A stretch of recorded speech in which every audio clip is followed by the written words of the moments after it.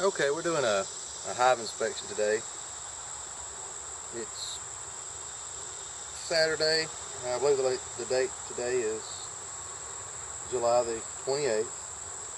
And tell you what, my new queen is doing great.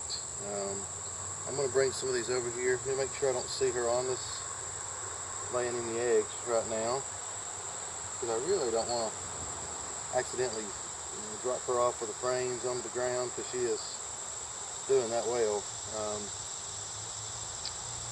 One of my first inspections, I may have accidentally, killed the queen, or something happened to where my queen got gone. Either it was honey bound and she left, or something else. I was going to look to see if I needed to add some frames. But if you'll come in a little bit closer right here and look, you can see the brood pattern. See all that right there is capped brood. So it's going to be new bees. They start out as worker bees, and then they'll eventually they're nurse bees, and then they start flying out and they'll be worker bees in the field. But these are doing very well. The other day when I checked, I guess I checked on Sunday, so it's been almost a week. There was just some little eggs in here. Now all these guys they're capped, which means they'll be ready before too long to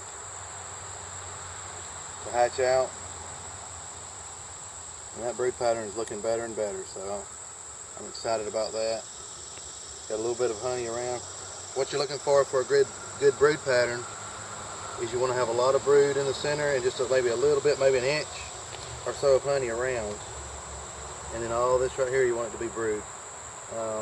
Sometimes they'll store pollen right around that is a lot of capped brood.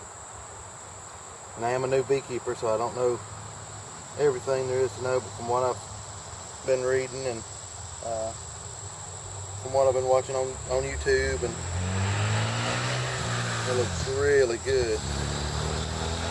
I'm not going to go too deep into the hive. I'm not sure exactly where my queen is, but I do want to. I'll show you. By the way, here's my hive tool. I want to show you some of the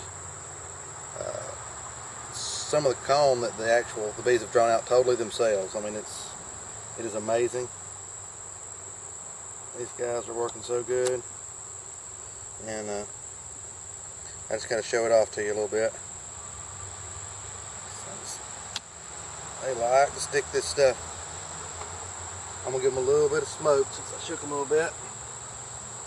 Kind of calm down just a smidgen.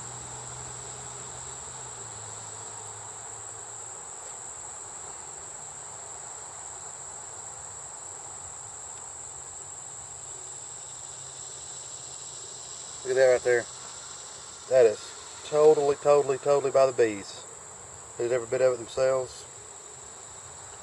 Looks like this is, on this side at least, it is just totally honey. I really don't even have any. Most of these I had some fishing line to kind of keep it stable. This one I didn't even have any fishing line in. I just put it in there just like that, just to kind of trying to see different things, see how they're building on it. At first they weren't building up in the top, and then when I checkerboarded, they started building up here. Let me show you one more where I actually I put some of the fishing line in there, and show you how good they did there. And it just helps the comb be a little bit more stable. Let's see, I've got the fishing line down through there, and they just build right around it. And if I needed to cut it out, I could just take it and cut it right out. And that's all honey in there. I'm starting to cap some of it off. So I don't want to have too much space, so I'm probably not going to add in a super today. But there you go, everything's looking good. I mean, really good. If you want to see, let me show you a little bit of, we zoom in on this one, I'll show you some larvae inside of the frames. As I get ready to put it back together, let me adjust this a little bit.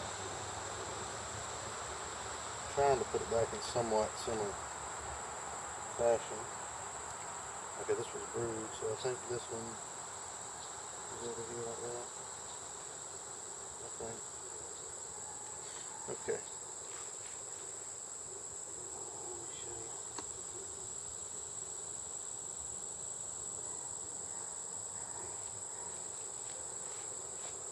if you can take the camera and zoom down inside of here, you can see the larvae. They're like little bitty. Oh, that one got me. Okay, better back off, Jamie. Alright, I'm going to put this back down in here. Probably should have smoked them first before I blew on it. Made them mad. There, baby. Alright.